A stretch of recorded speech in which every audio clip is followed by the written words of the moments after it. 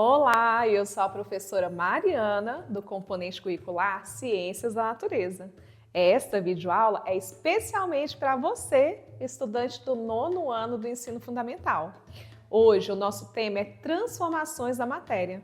Bora entender como os átomos e as moléculas se organizam no mundo invisível da matéria e como isso aparece no nosso dia a dia. Você já percebeu como tudo muda o tempo todo? Quando acendemos uma vela, quando preparamos um churrasco, quando cozinhamos, quando um ferro enferruja, quando um pedaço de pão fica torrado. São transformações da matéria acontecendo bem diante dos nossos olhos. Essas transformações podem ser de dois tipos: mudanças físicas, que ocorrem quando a matéria muda de estado ou de forma, mas continua sendo a mesma substância, e as reações químicas, que são transformações em que surgem novas substâncias com propriedades diferentes daquelas que existiam antes. Por exemplo, quando a água ferve, ela muda do estado líquido para o gasoso. Ela então continua sendo água. Agora, se você queima um papel, ele se transforma em cinzas, gás carbônico e outras substâncias. Isso então é uma reação química.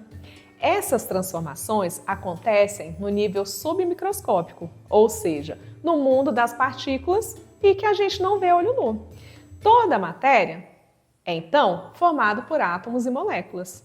Quando ocorre uma mudança física, essas partículas só mudam de posição ou de estado, como no caso do gelo derretendo.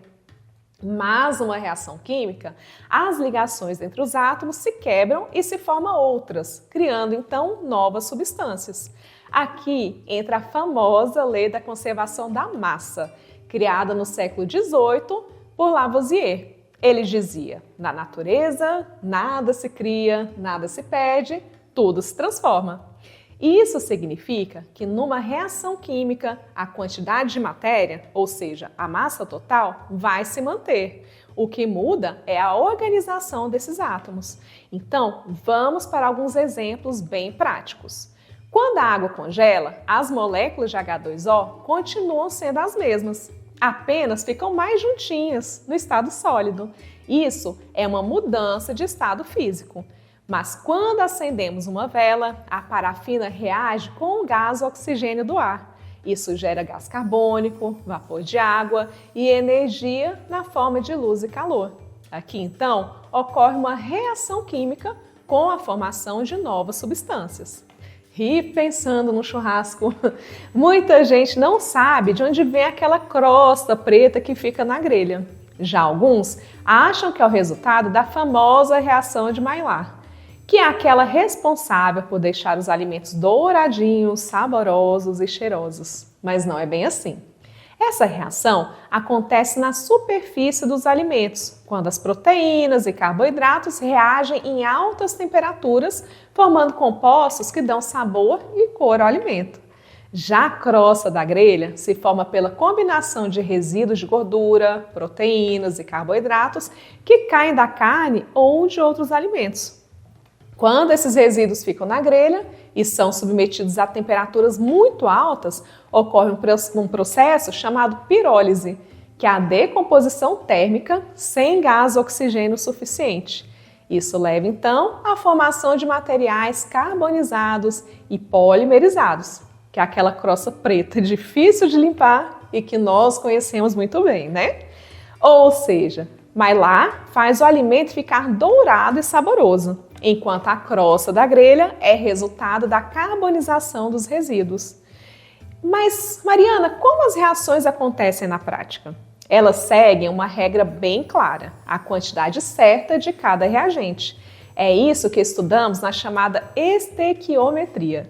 Por exemplo, na formação da água, temos essa equação química: 2H2 mais O2, dando como resultado 2H2O. Isso significa que, para cada 2 moléculas de gás hidrogênio, usamos uma do gás oxigênio. E no final, formamos 2 moléculas de água. Então, se faltar oxigênio, nem todo hidrogênio consegue reagir. E se sobrar hidrogênio, ele fica lá sem participar da reação. É como se fosse uma receita. Se a receita pede 2 ovos e 1 xícara de açúcar e você tem só um ovo, a receita não vai funcionar sem que você calcule as novas proporções. E se você colocar 3 ovos, não significa que o bolo vai crescer mais, pode até dar errado. Então, isso não é coisa só de laboratório ou de aula de ciências. Está no seu dia a dia e no mundo todo. Nos motores de carro, se a mistura de gasolina e gás oxigênio não estiver correta, o carro pode poluir mais e perder potência. Nos extintores de incêndio do tipo CO2, o gás carbônico é liberado para retirar o oxigênio do fogo. Sem oxigênio, não tem combustão. Na fabricação do vidro, de aço, cimento, sabão, medicamentos, tudo depende das proporções corretas dos reagentes. A estequiometria também explica porque durante a pandemia as máscaras de tecido impediam a passagem de gotículas, mas não do gás oxigênio. As moléculas de oxigênio são muito pequenas e passavam livremente, enquanto as gotículas são muito maiores, então ficavam retidas ali na máscara. E aqui vai uma curiosidade rápida. Sabe quando você cobre uma vela acesa com um copo e ela apaga? Isso acontece porque o gás oxigênio, que é um dos reagentes da combustão, se esgota. Sem reagente, a reação para. E sem reação, sem fogo. Então, isso é estequiometria na prática, bem na sua casa.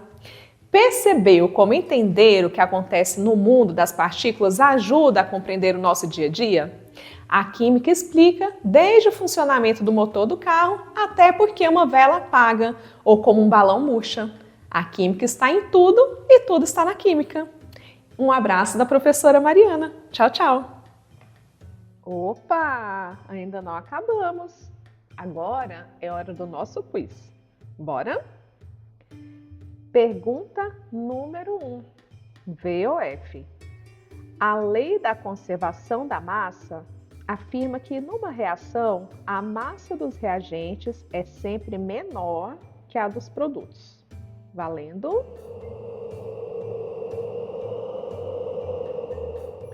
A resposta é falsa. A massa dos reagentes é igual à dos produtos. Nenhuma matéria some ou desaparece do nada. Isso é a base da lei da conservação das massas. Pergunta número 2. Múltipla escolha. Para uma reação química ocorrer corretamente, é necessário: letra A, que todos os reagentes sejam sólidos. Letra B, que haja uma chama envolvida. Letra C, ter reagentes na proporção correta. E letra D, que o produto seja sempre líquido. Bora lá?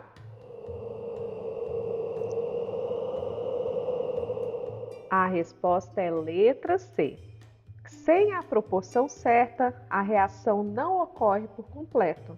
Assim como na receita de um bolo, se faltar ou sobrar algum ingrediente essencial, o resultado não será o esperado.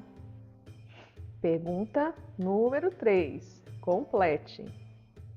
Na combustão de uma vela, se acabar o gás, tcharararã, a vela apaga.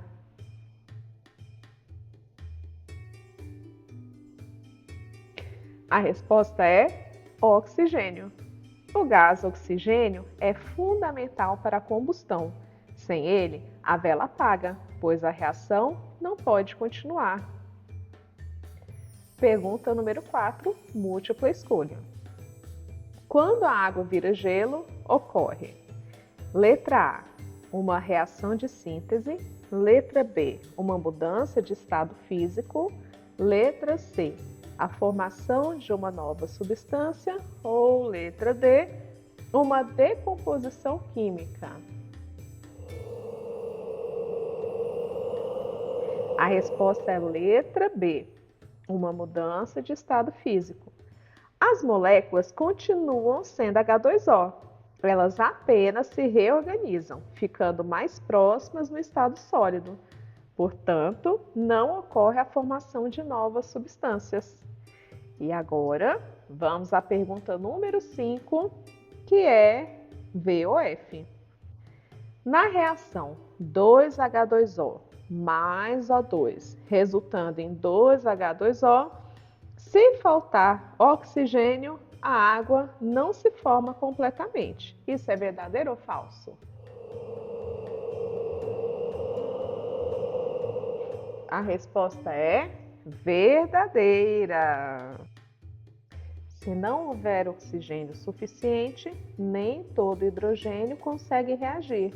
Parte dele, então, ficará sem reagir. Então é isso, pessoal. Até a próxima e tchau, tchau!